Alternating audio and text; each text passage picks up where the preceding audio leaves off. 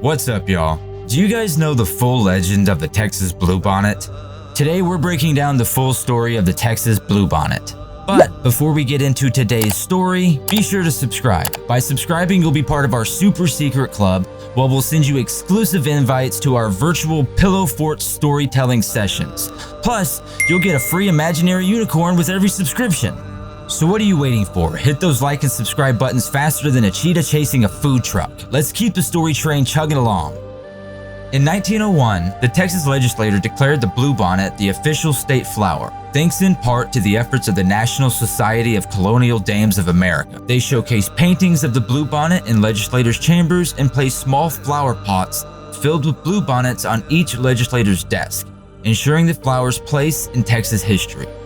While this history lesson is cool, there's actually a whole legend behind the Texas Bluebonnet. See, the story goes, in the heart of Texas, long before the arrival of Europeans, the Comanche tribes that were living in Texas were facing some serious issues.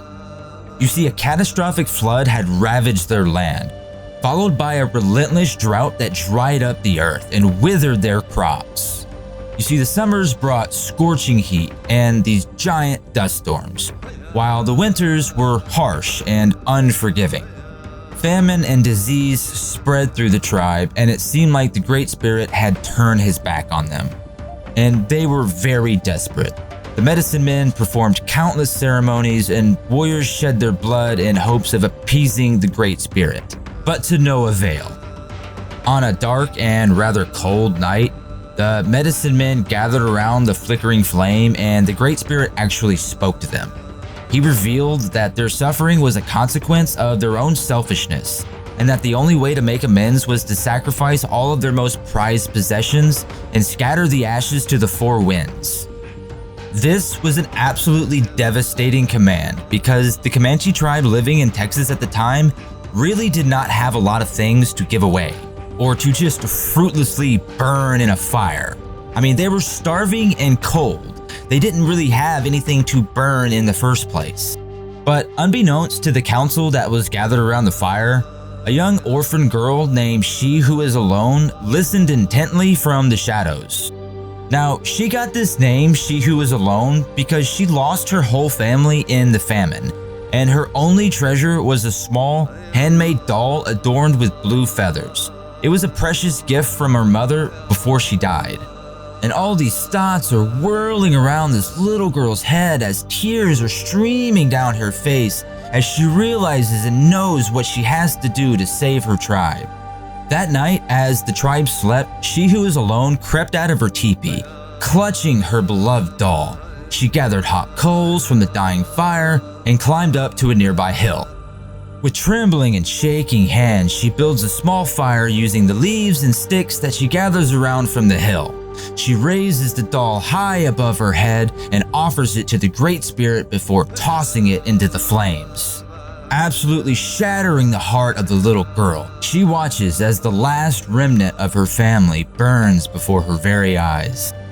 As the fire consumed her most prized possession, she watched the smoke rise into the night sky. When the fire had burned out and the ashes cooled, She Who Is Alone gathered them in her hands, turning to the north, the south, the east, and the west. She allowed the ashes to fall from her fingers, scattering them to the four winds, just as the Great Spirit had commanded. The next morning, the Comanche tribe awoke to a miraculous sight. The once barren land was now blanketed in a sea of stunning blue flowers stretching as far as the eye could see. It was the Bluebonnet. The Great Spirit was so moved by She Who Is Alone's selfless act of kindness that he had rewarded the tribe by ending the drought and bringing new life to the earth.